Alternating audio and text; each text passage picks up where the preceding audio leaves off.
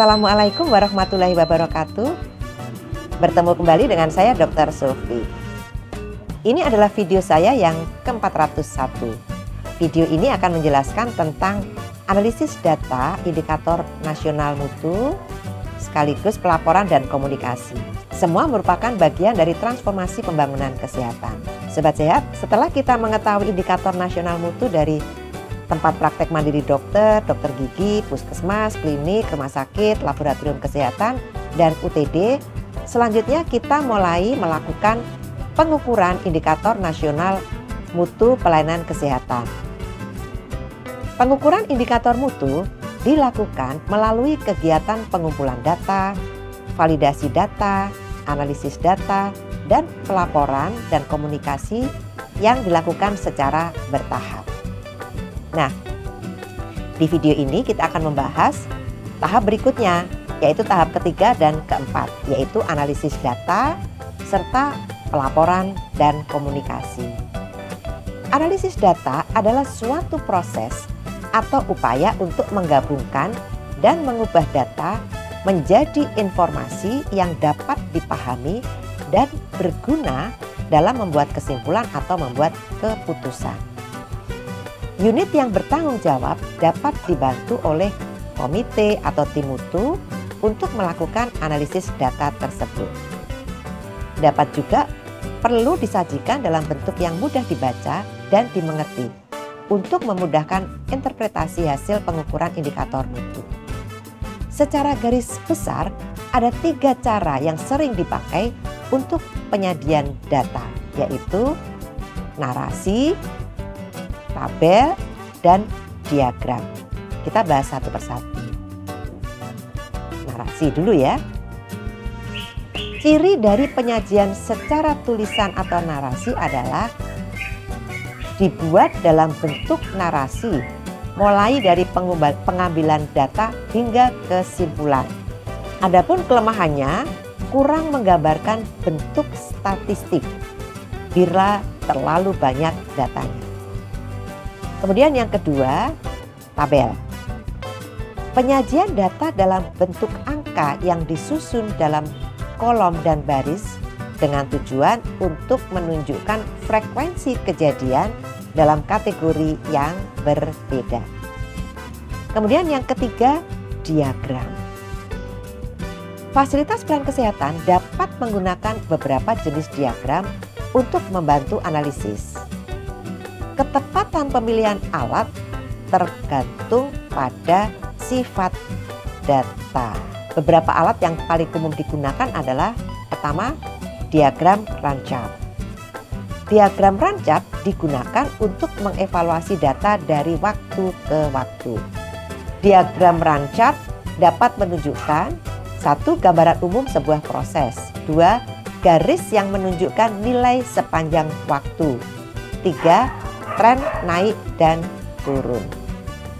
Diagram rancap dapat mendeteksi pertama, pergeseran atau shift adalah jika 8 titik atau lebih berturut-turut jatuh pada satu sisi dari garis tengah. Titik pada garis rata-rata tidak masuk hitungan.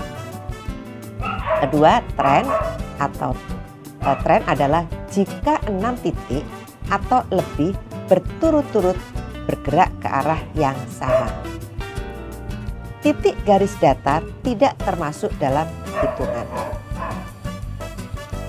3. Siksak adalah jika 14 titik atau lebih turun naik. Selanjutnya, diagram yang kedua adalah diagram kontrol atau control chart diagram. Diagram kontrol ini digunakan untuk menilai stabilitas suatu proses melalui analisis variasi kinerja dari waktu ke waktu. Diagram kontrol lebih spesifik daripada diagram rancap karena dapat menilai apakah proses berada dalam kontrol atau terkendali dengan adanya garis kontrol yang atas atau upper control limit atau UCL dan garis kontrol bawah atau lower control limit atau LCL. Kemudian diagram yang ketiga adalah diagram batang atau bar chart. Diagram batang sangat membantu saat data terdiri dari kategori yang berbeda. Sumber X mendefinisikan suatu variabel dan sumber Y mendefinisikan suatu karakteristik, misalnya frekuensi atau persentase. Diagram batang dimanfaatkan untuk membandingkan hasil pengukuran dari dua sampel atau populasi yang berbeda. Diagram yang keempat adalah pie chart. Pie chart merupakan lingkaran yang dibagi-bagi berdasarkan proporsi subpopulasi data yang diperoleh. Pie chart menunjukkan proporsi subpopulasi dalam sebuah populasi. Setelah disajikan dalam bentuk yang mudah dipahami, baik narasi, tabel, dan grafik, informasi tersebut perlu dilakukan analisis.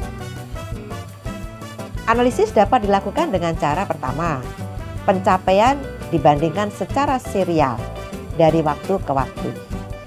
Pencapaian indikator dibandingkan antara periode berjalan dengan periode sebelumnya atau berikutnya, sehingga dapat diketahui adanya kesenjangan atau kenaikan maupun penurunan capaian kinerja.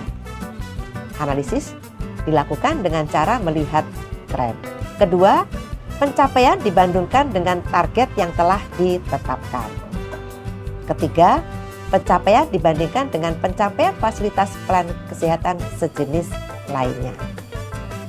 Pencapaian indikator dibandingkan dengan pencapaian fasilitas plan kesehatan sejenis lainnya sebagai bentuk benchmark. Perbandingan dilakukan dengan cara membandingkan pencapaian dengan tren pencapaian. Tren pencapaian dikatakan bagus bila grafik menunjukkan peningkatan yang lebih baik daripada tren peningkatan lain. Keempat, pencapaian dibandingkan dengan standar dan referensi yang digolongkan sebagai hasil best practice atau better practice maupun practice guideline. Sobat Sehat, berikutnya kita akan bahas pelaporan dan komunikasi setelah kita tadi membahas tentang pencapaian dan sebagainya.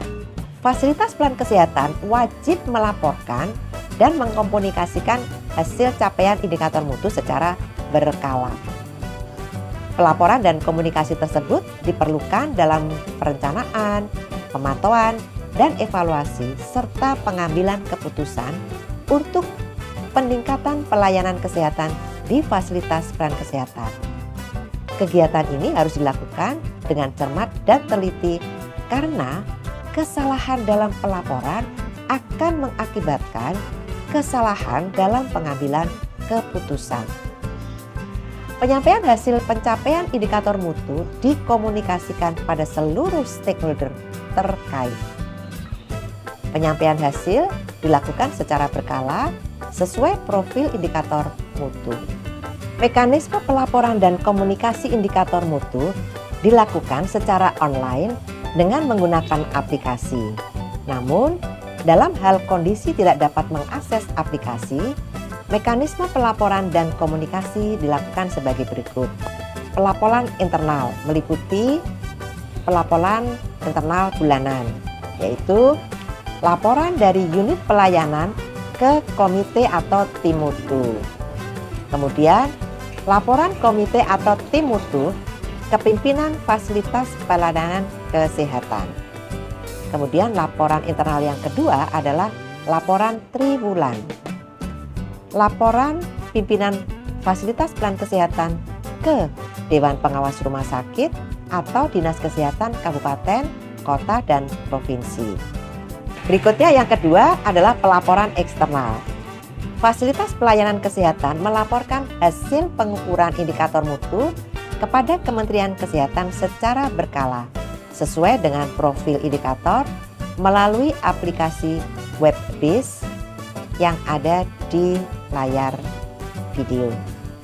Demikianlah Sobat Sehat, kita telah membahas tentang analisis data indikator mutu, kemudian dilaporkan dan dikomunikasikan di video 401 ini.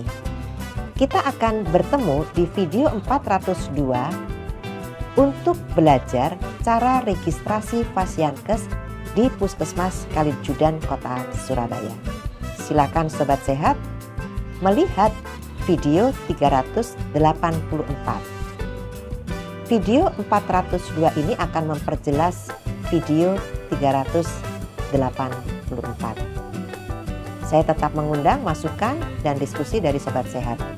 Silakan sampaikan di kolom komentar. Semoga selalu sehat. Sampai jumpa lagi.